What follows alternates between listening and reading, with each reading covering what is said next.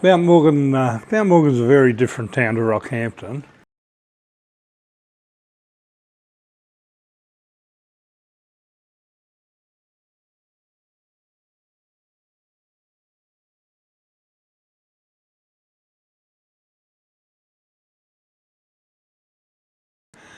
A lot of the money from Mount Morgan went to Quay Street, to all the big buildings and things like that. So, as you can see, looking around here, there's not too many double-storey brick fancy buildings here, but that really didn't worry us much. It was just a big country town.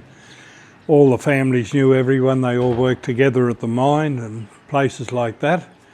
So it was just a big country town as such. You only had the one high school, so all the kids knew one another of that age, and you only had the state school or the Catholic school or a couple of the outlying schools, but so everyone sort of knew one another there too. It was good that the Catholic school was uphill from where the public school was. We could throw rocks down at them, but they couldn't throw them high enough to hit us. It had a number of things going. At one stage it had 7, I think, scout groups here. It had a few different recreation sort of things, but usually you made your own. Well, you had so much to do between the families and that, there was always something happening around the place. So it wasn't too bad. We found something to do.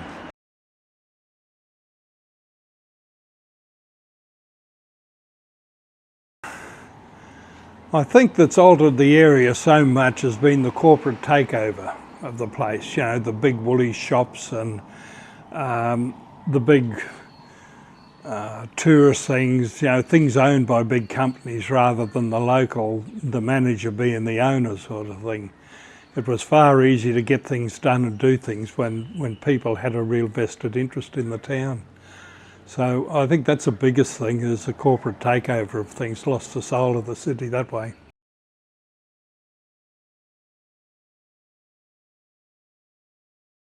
Well, the quiet lifestyle was, you know, you could drive up the street and get a car park or a spot like that, no worries.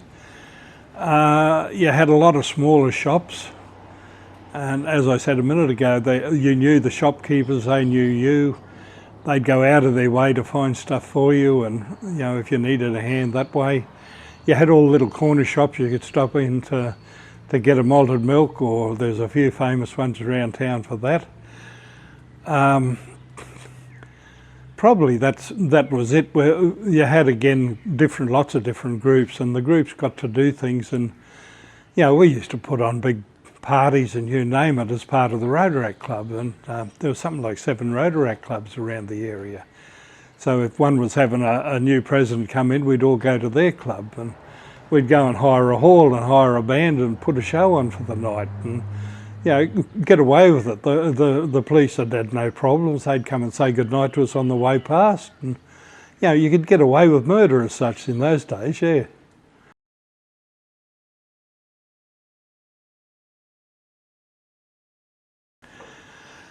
Well, Mount Morgan was a small town with very little resources, really. You didn't have much going apart from the mine.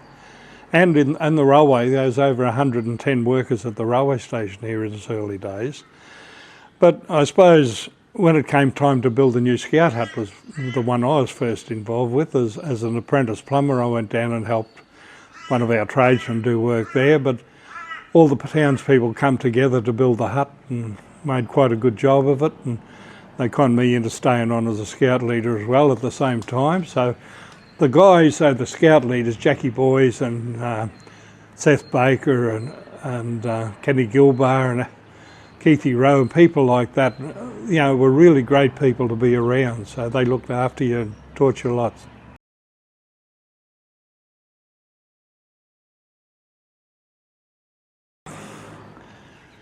Well, Mount Morgan was always big on processions, and the School of Arts here, we had Ron Rico used to come, and all the different Rick and Thal Carey and people like that. So you had shows coming here all the time, sometimes not going to Rockhampton, and there was always some entertainment here.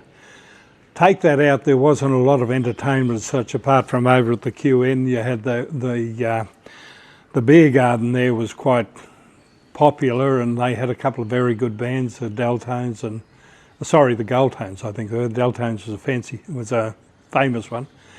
But they had a good band there, and a lot of people followed that side of it pretty good. Probably the biggest event that I've been part of was the Capricana processions, or Capricana whole show in Rocky. It was massive.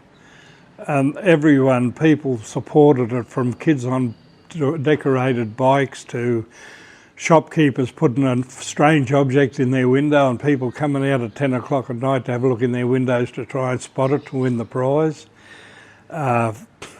Railway pumper races, raft races across the river, parades, procession, all sorts of flower shows and things like that, and it was massive. They had a big Mardi Gras, I think the Lions Club run.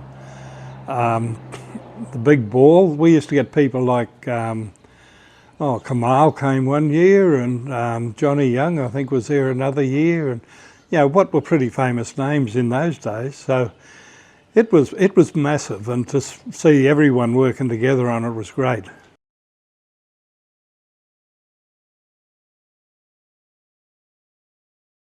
Central Queensland, particularly Rocky, was been lucky in some ways in that the mines used to fill up most of the accommodation.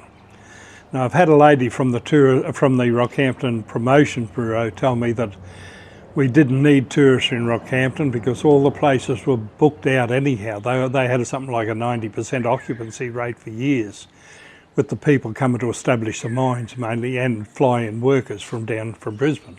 There's still a heck of a lot of fly-in workers in Rockhampton, which takes up a lot of our accommodation. So, that particular lady's told us we didn't need tourists. At that stage, we were working on getting a camper van motorhome club rally in Rockhampton of some 3,000 motorhomes, and she really told us we didn't need it. So was one out at Barcaldine, so we managed to get an overnight stop in Rockhampton to catch some of the tourists, and we'd done a bit of work on that, but out at the Sound Show actually, but the council shut it down the week after.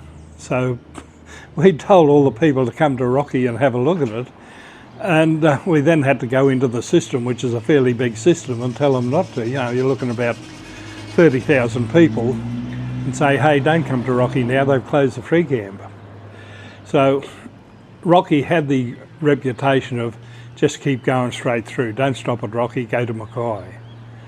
So that's one of the big regrets here.